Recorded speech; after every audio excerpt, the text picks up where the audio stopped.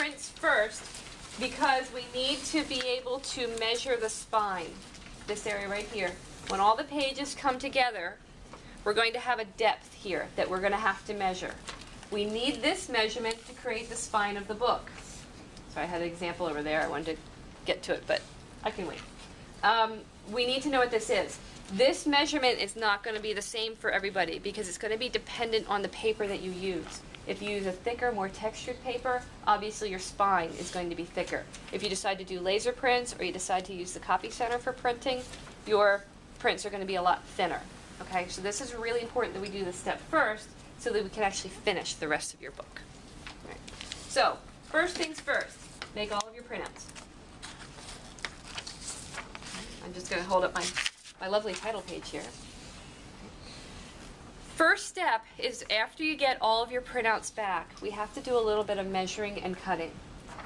We need to make sure that this space to the right and this space to the left is exactly the same.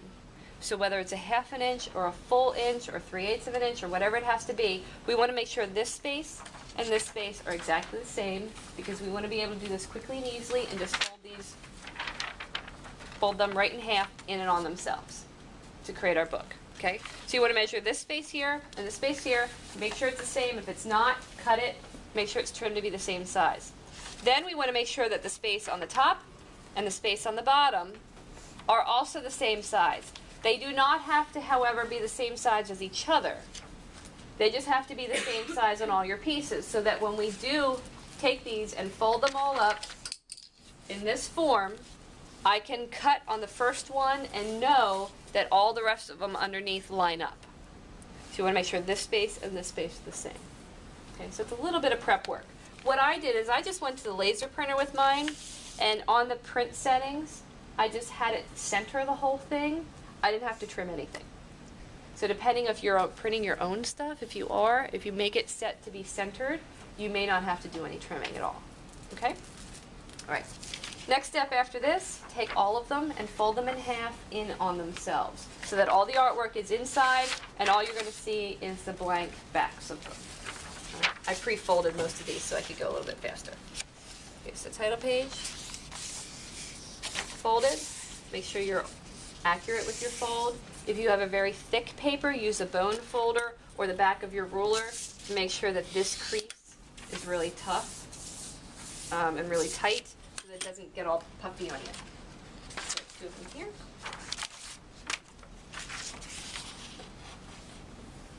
Okay. All right. Then what you want to do, once you have them all folded, like one of those cooking shows, I have everything prepped ahead of time. You know, the one that's baking in the oven's already done type of thing. All right, so once you have them all folded, put them in order. Let me make sure I'm in the correct order. Spread one, title page, end page. Do a double check of them all. Just kind of put them like this and quickly flip through to make sure that everything is in the correct order.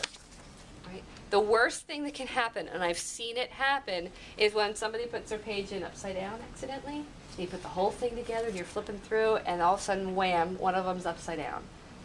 Not fun. You're not going to be happy if that happens. So make sure everything is in the correct order. Okay.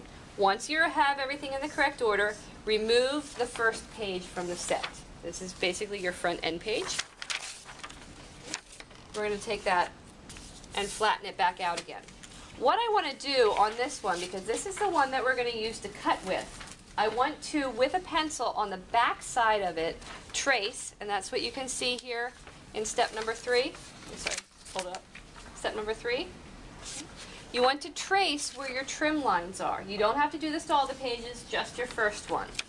Take it to a light table or put it up on a window so you can see through it. Fortunately, I can, well, I'll move this out of the way so I can see. My paper's thin enough that I can actually see it. So I'm going to draw my trim lines because once this whole thing is together, this is the area that I'm going to use to cut the whole thing out.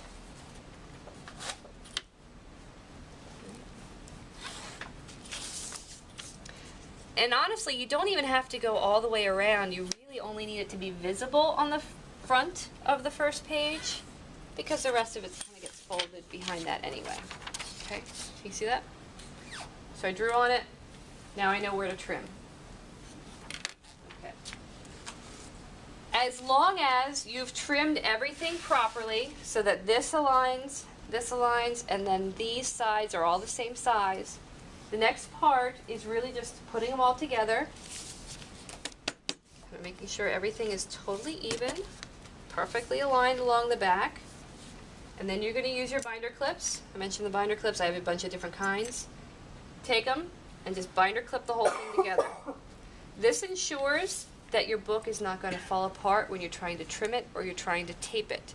It also helps to make sure that your pages don't like kind of fan out from each other or skew off of alignment, so that when you trim it, everything will be perfect.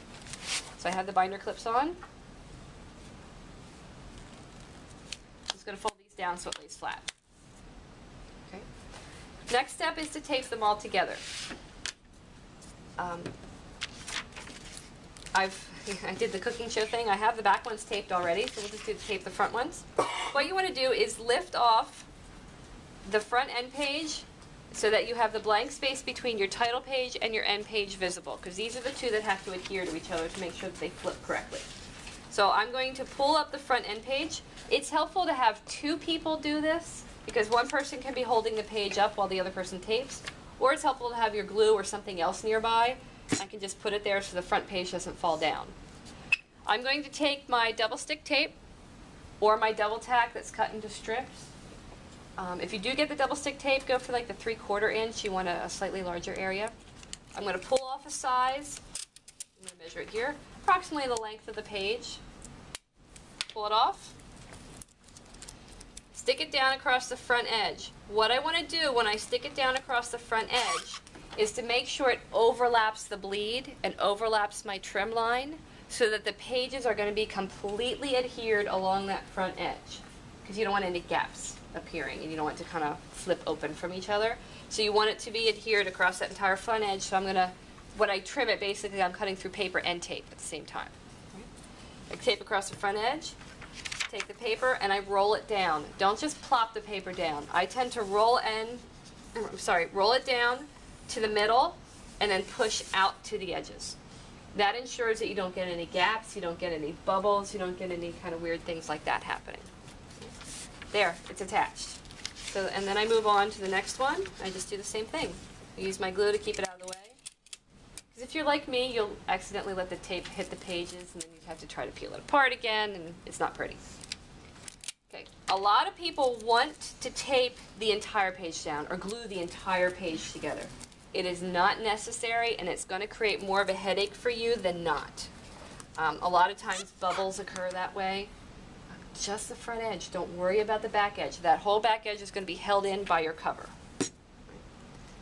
So I let this one come back down again, roll it down, press out with both sides. You can press with your hands. Make sure you're not sweating. I know when you start to put stuff together like this, you get a little nervous, your hands get a little sweaty. If you are not using laser prints, if you're using inkjet prints, put another piece of paper down in between. I'm just going to use this as an example. Put another piece of paper down in between and then push it down. That way your sweaty hands don't smear the inkjet print. All right, and then I think I just have one more to put together.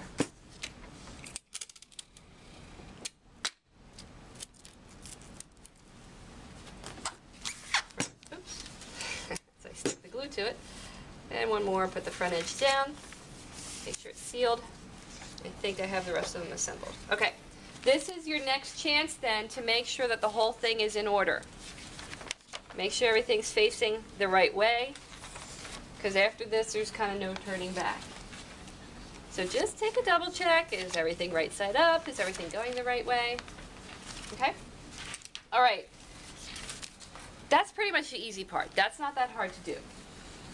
Next is the really scary part, and everybody hates doing this part, and that's trimming out this entire book all at once.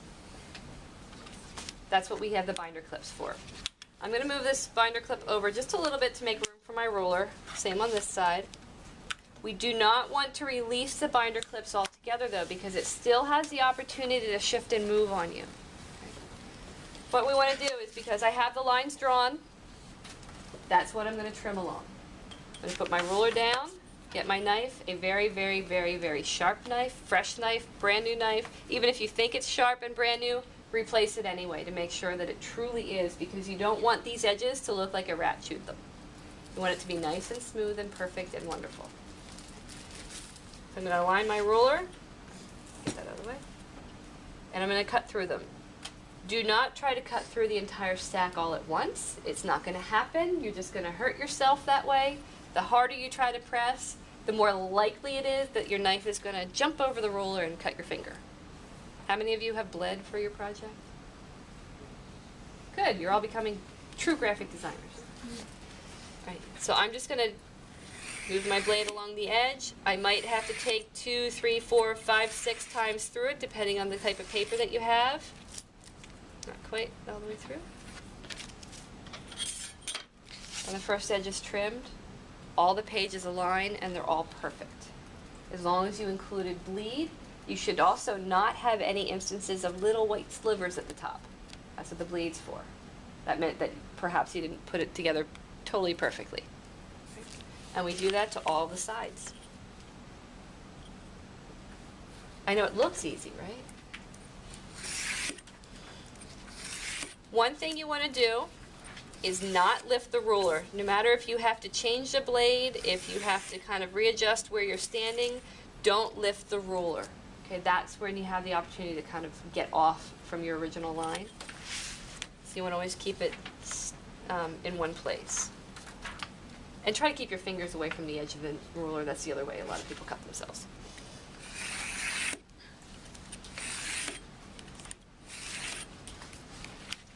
There we go.